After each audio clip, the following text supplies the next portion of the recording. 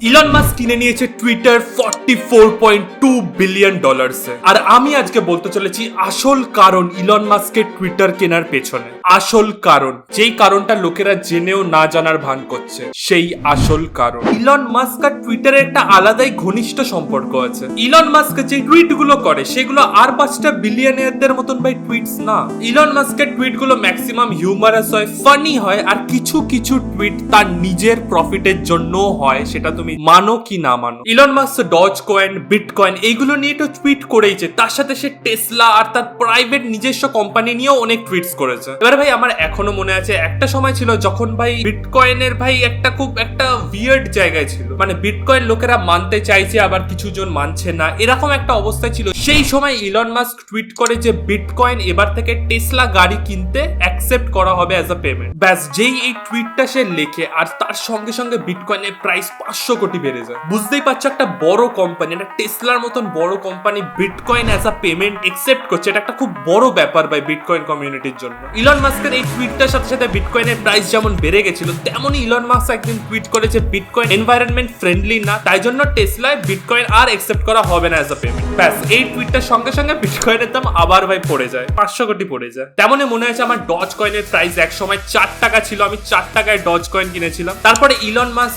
Dodge coin নিয়ে 500 কোটি tweet করে, ডজ কয়েনের ফেভারে অনেক টুইটস করে ইলন মাস্ক, আর সেই ডজ কয়েনের দাম ভাই 4 টাকা থেকে বিশ্বাস করবে না ভাই 50 টাকা অব্দি চলে, 50 টাকার উপরে চলে গেছিল। আমি ভাই লিখে দিচ্ছি যদি কালকে ইলন মাস্ক ডজ কয়েন নিয়ে একটা টুইট করে, জাস্ট একটা টুইট করবে, ডজ কয়েনের দাম আবার বেড়ে যাবে। এবার তোমরা ভাববে হয়তো হ্যাঁ ভাই ইলন মাস্ক বিটকয়েন কে সাপোর্ট করে টুইট করে, ডজ কয়েন কে সাপোর্ট করে, হিউমারাসলি টুইট করে, এরকম টুইট করে, কিন্তু শুধু তাই না, ইলন মাস্ক নিজের কোম্পানি নিয়ে এরকম টুইট করেছিল। একটা সময় ইলন মাস্ক টুইট করেছিল যে টেসলা কোম্পানিটা প্রাইভেট করে দেবে, যেই কারণে তার শেয়ারের প্রাইস হুট করে ভাই 500 কোটি বেড়ে গেছিল। কিন্তু ভাই তারপরে ইলন মাস্ক তার টেসলা কোম্পানিটাকে প্রাইভেট করেনি। তো এরকম ভাবে ভাই তার টুইটসে অনেক মার্কেট ম্যানিপুলেশন হয়, জাস্ট একটা টুইট করে আর ভাই মার্কেট ভাই ওপর নিচ হয়ে যায় পুরো। এবার ঠিক এই কারণের জন্য এসইসি, যেটা হলো সিকিউরিটি অ্যান্ড এক্সচেঞ্জ কমিশন, যারা কি বেসিক্যালি শেয়ার মার্কেট রেগুলেট করে, তারা ভাই ইলন মাস্ককে বলে দিয়েছে তোমার প্রত্যেকটা টুইট আগে আমরা অ্যাপ্রুভ করব, তারপরে তুমি টুইটারে টুইট করতে পারবে। এমন অবস্থা হয়ে গেছিল, মানে ইলন মাস্ক যদি টুইটারে কিছু টুইট করতে চায় তাহলে ওকে ভাই অ্যাপ্রুভ করাতে হবে ভাই এসইসি কে দিয়ে, তারপরেই ও টুইট করতে পারবে। এবার ভাই এই জিনিসটার জন্য ইলন মাস্কের টুইট একটু ভাই কন্ট্রোলে আছে, কিন্তু তা না হলে ভাই আগে যা তা করতো, মানে মার্কেট ভাই উপর থেকে নিচে পুরো ঝাপটা মারতো ভাই এক একটা টুইট করে। এবার দেখো ভাই at the end of the day Elon Musk যত ইনোভেটিভ জিনিসপত্র বানাক, যতই কোম্পানি এস্টাবলিশ করুক, যাই করুক, যাই করুক, at the end of the day Elon Musk হলো একটা বিজনেসম্যান। ও জাস্ট টুইট করে ওর নিজেরও 500 কোটি প্রফিট করেছে। 14 মার্চ ইলন মাস্ক 9.2% শেয়ার কেনে $3 বিলিয়ন।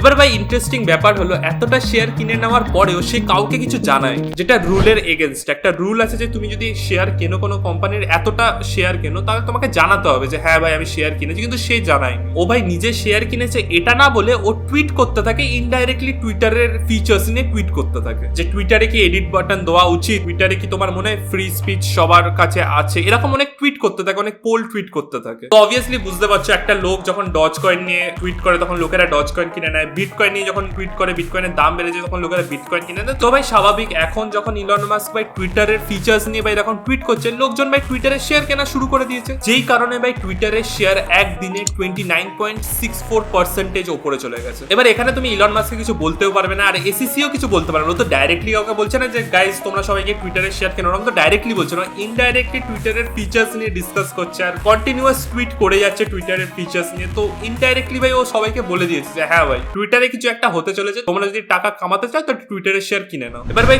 ফাইনালি ভাই 4th এপ্রিলে গিয়ে ও যে টুইটারের শেয়ার কিনেছে, ও যে টুইটারের একটা এখন পার্ট, সেটা ভাই রিলিজ হয় পাবলিকলি। এবার এই কারণে ভাই ওর ভাই 500 কোটি ফাইন লেগেছে, কিন্তু ফাইনের থেকে বেশি টাকা এই যে সাধারণ পাবলিকরা টুইটারের শেয়ার কিনেছে, শেয়ার কিনে ওর প্রাইস বাড়িয়েছে, তার থেকে ভাই অনেক প্রফিট হয়ে গেছে ওর ফাইনের জায়গায়। যেখানে ভাই 10 দিনের মধ্যে ও জানিয়ে দেওয়ার কথা ছিল যে টুইটারের শেয়ার আছে, সেখানে ও 14 মার্চ থেকে ভাই 4th এপ্রিলে গিয়ে বলেছে ভাই হ্যাঁ ভাই আমি টুইটারের শেয়ার কিনেছি। এবার ভাই তুমি যদি কোনো কোম্পানির একটা বড় অংশ শেয়ার তুমি নাও, তাহলে তুমি অটোমেটিক্যালি তোমাকে অফার করা হয় বোর্ড মেম্বার হওয়ার জন্য। তো ভাই 5th এপ্রিলে ইলন মাস্ককে বলা হয়েছিল টুইটারের বোর্ড জয়েন করার জন্য। তারপরে 11th এপ্রিলে ইলন মাস্ক জানিয়ে যায় যে সে টুইটারের বোর্ড জয়েন করতে ইচ্ছুক না। এবার এর পেছনে একটা কারণ আছে, সেটা হলো যদি তুমি কোনো কোম্পানির বোর্ড মেম্বার হয়ে যাও তাহলে তুমি ভাই 15% এর উপরে ভাই সেই কোম্পানির শেয়ারস কিনতে পারবে না। এবার যেহেতু ইলন মাস্ক রিজেক্ট করে দিয়েছে বোর্ড মেম্বার হওয়ার থেকে, তার মানে ভাই ইলন মাস্কের ভাই এখন পাওয়ার আছে পুরো 100% ভাই কোম্পানির শেয়ার্স কিনে নেওয়ার। তো ভাই সবাই মোটামুটি বুঝেই গেছিল কিছু একটা স্ক্যাম আছে ভাই, বোর্ড মেম্বার কেন হতে চাইছে না ভাই, বোর্ড মেম্বার হচ্ছে না মানে পুরো কোম্পানি ভাই কিনে নেওয়ার কিছু একটা প্ল্যান রেখেছে, যেই কারণে আরো টুইটারের শেয়ারস লোকজন কিনছিল আর যেই কারণে শেয়ারের দামও বাড়ছিল। তো ভাই তারপরে 14 এপ্রিলে যেটা সবাই ভেবেছিল সেটাই হয়, ইলন মাস্ক তার টুইটার কেনার অফার পাবলিকলি ভাই পুট ফরওয়ার্ড করে। আর ভাই গতকালই খবর আসে যে ইলন মাস্ক ফাইনালি টুইটার পুরো কিনে নেয় $44.2 বিলিয়ন।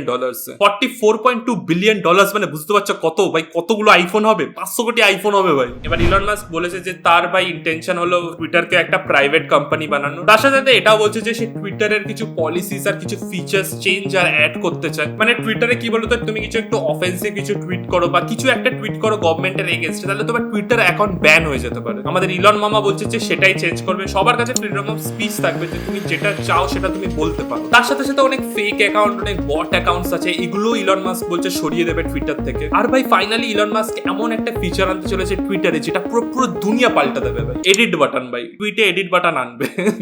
এটা হলো অনেকটা ওই ফেসবুকে তুমি একটা কিছু একটা পোস্ট করলে, পোস্ট করার পরে লোকজন লেখে না কমেন্টস, এরে বারা কি অশিক্ষিত ইন্টেলিজেন্ট বানানি তো ভুল লিখলি, এইসব কমেন্ট থেকে বাঁচার জন্য তুমি এডিট করে যে আবার স্পেলিংটা ঠিক করে দাও, সেই জিনিসটা এবার তুমি টুইটারে করতে পারবে থ্যাঙ্কস টু ইলন মাস্ক।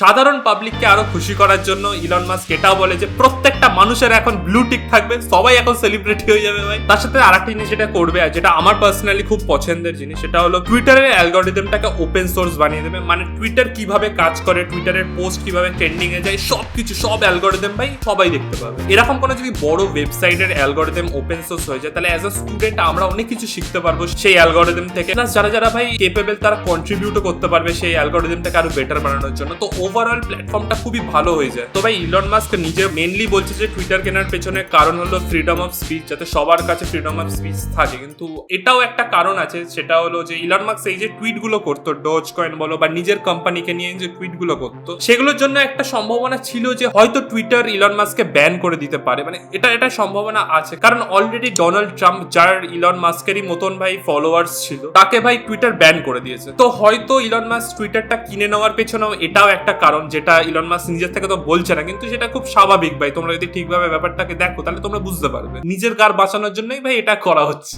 আমি ভাই তোমাদেরকে একটা 2017 টুইট দেখাচ্ছি ইলন মাস্কের। ইলন মাস্ক লিখেছে আই লাভ টুইটার, তাকে এবার একজন রিপ্লাই দিয়ে বলেছে যে you should buy it then.